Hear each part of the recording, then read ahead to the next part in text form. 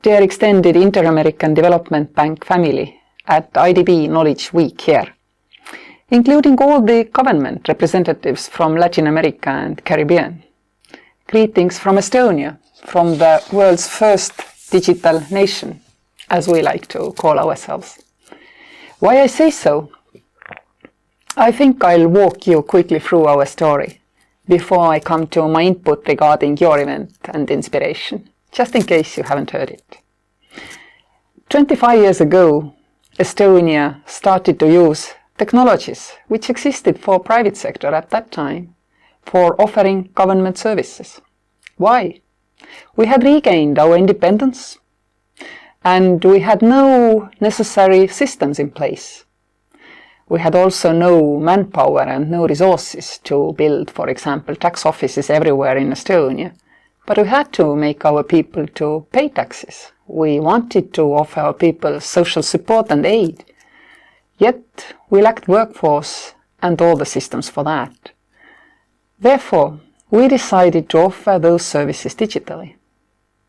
In 1994, first banks in Estonia started to offer digital services. Therefore, we knew this can be done. What we didn't know was that most government never expected to follow private sector so quickly into the digital domain. We did.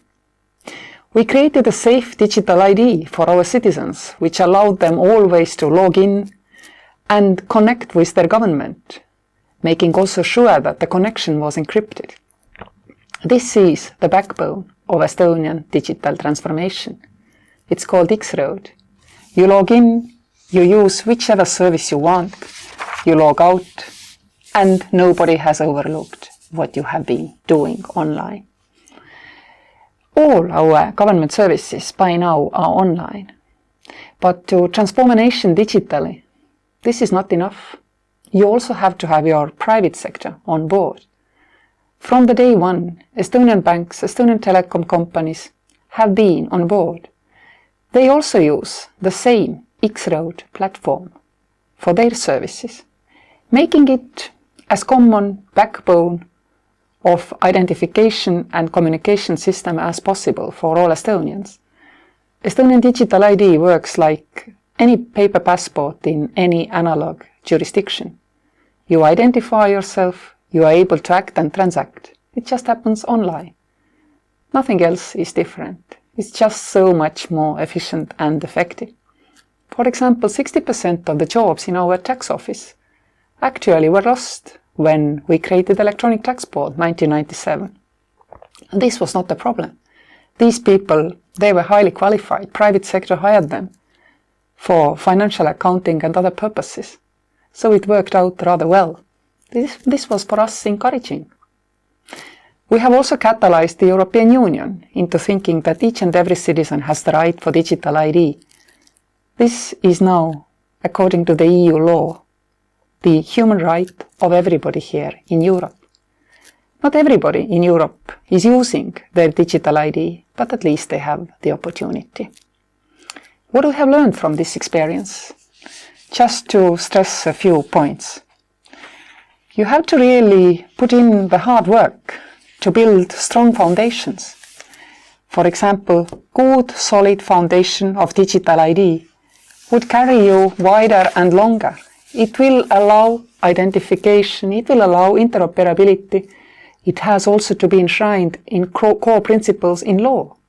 For example, in Estonia, it is the legal text which says data belongs to citizens. And also that government, if a citizen has given them information, has to know it next time government needs it. This is called once only principle.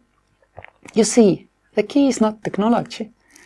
The key is changing how the government works, the permissive legal space for digital technologies. So you need policy, you need law, you need organizational change, you need change management. Of course, you need service design. They all matter. But fact is, we have seen the benefits of going digital. It saves money, but even more importantly, everybody has about 100 years on this earth. It's wasteful to spend it in offices. And we didn't want the government to be the last body globally who forces people to spend time in offices. I want to commend also IDB for the work you do and for the way you do it. It is so important that you have elevated improved governance into a core pillar for advancing socio-economic development, and digital governance at its core too. This is clearly evident in your work and Vision 2025. And you just do not talk about the importance of digital development. IDB globally stands out among development organizations for the amount of financial and technical assistance on digital governance going into the countries. Your operations also have been innovative and adaptive to really help the capacity of governments to grow, not just have another chunk of technology purchased. You also finance not only CapEx, but also OpEx, for example, which other IFIs are only opening up to now. It means that IDB is making an actual impact, and you are making it for long term. I especially want to commend the work of Data and Digital Government Cluster at IDB. You have done many steps to make Estonian experience available also for your region. For example, translation into Spanish and publication of report on Estonia's digital governance practices, which came out in February 2022.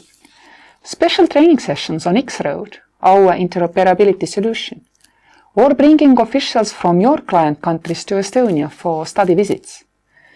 Involving Estonian experts in regional digital development. This is very helpful, I believe, for the countries in your region. Also, Estonian e-Governance Academy has set up regional hub in Jamaica recently.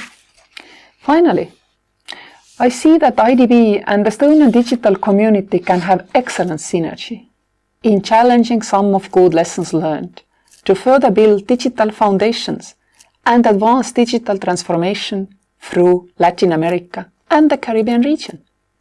So, if Estonian expertise, indeed, Estonian experts can help in planning and delivering your country programs and operations, or in your research and training efforts, let's explore these options for deeper collaboration. Our experts are ready to be involved more. President Kaljulaid Foundation and me personally, we are keen on inspiring challenges. Thank you once again for the warm interest towards Estonia and our digital journey. Also, I wish you inspiring discussions for the rest of the annual meeting and good luck of putting the discussions into your practice at home. This is how you are improving lives.